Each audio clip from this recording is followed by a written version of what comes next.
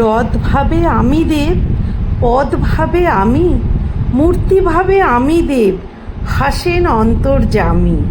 রবীন্দ্রনাথ ঠাকুরের এই দুটি লাইন আমরা অনেকেই শুনেছি, কিন্তু কখনো কি ভেবে দেখেছেন এই দুটো লাইনের মধ্যে আমাদের পুরো জীবনের কত বড় একটা নির্মম সত্য লুকিয়ে আছে?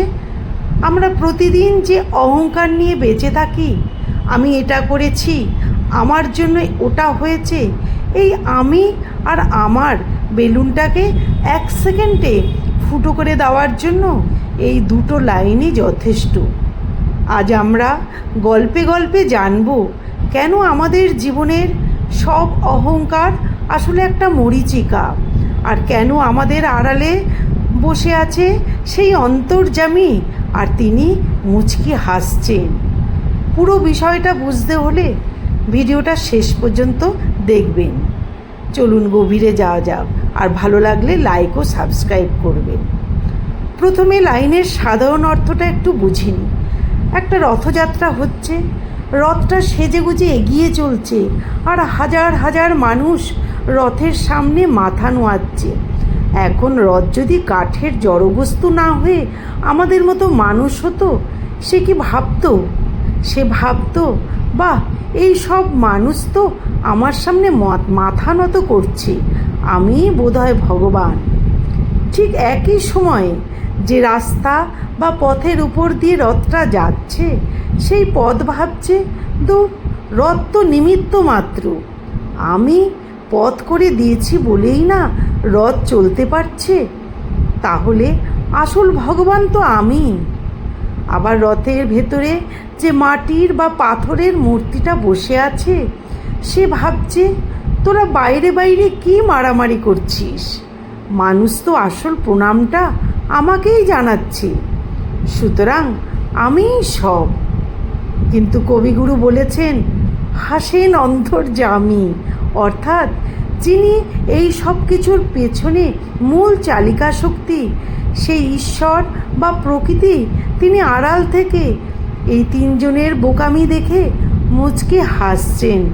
কারণ রথ, পথ বা মূর্তি কেউ নিজের ক্ষমতায় চলছে না, এদেরকে কেউ একজন চালাচ্ছেন।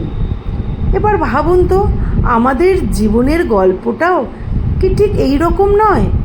আমরা যখন জীবনে একটু সফলতা পাই, তখন আমাদের ভেতরে রথ, পথ আর মূর্তি জেগে ওঠে।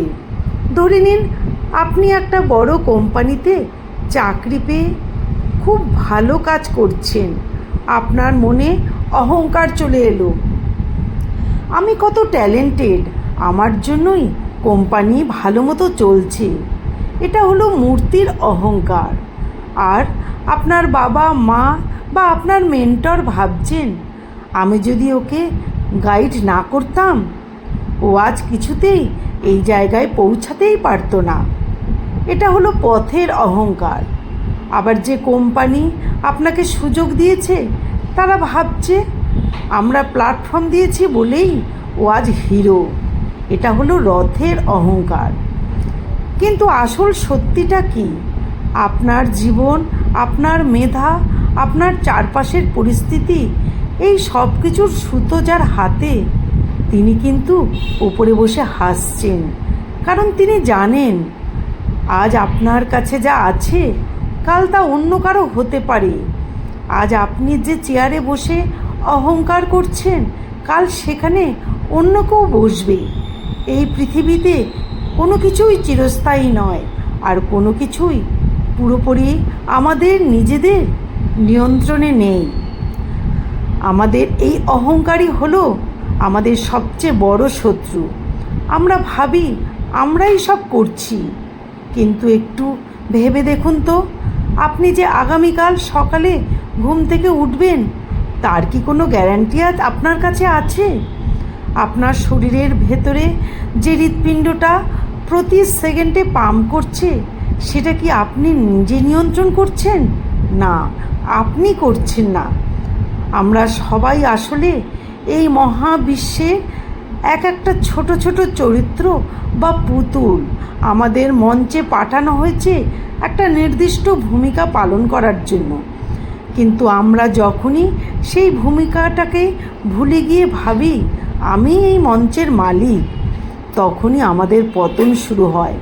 অন্তর্যামী বা ঈশ্বর আমাদের এই বোকামিটা দেখেই নিজে নিজে হাসেন।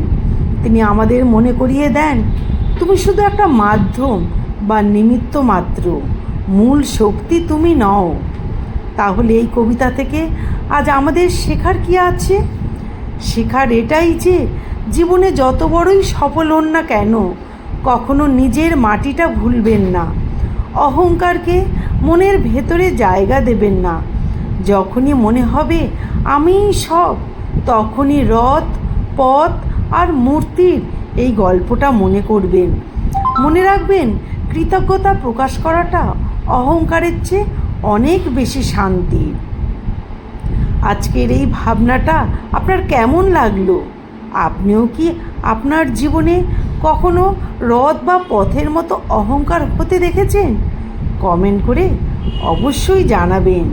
আর এই ভিডিওটা ভালো লাগলে লাইক ও সাবস্ক্রাইব করুন, আর বন্ধুদের সাথে শেয়ার করুন। আর এই রকম গভীর জীবনের গল্প আরও জানতে চ্যানেলটি সাবস্ক্রাইব করতে ভুলবেন না। সবাই ভালো থাকবেন, সুস্থ থাকবেন। দেখা হচ্ছে আবার পরের ভিডিওতে। নমস্কার, ধন্যবাদ।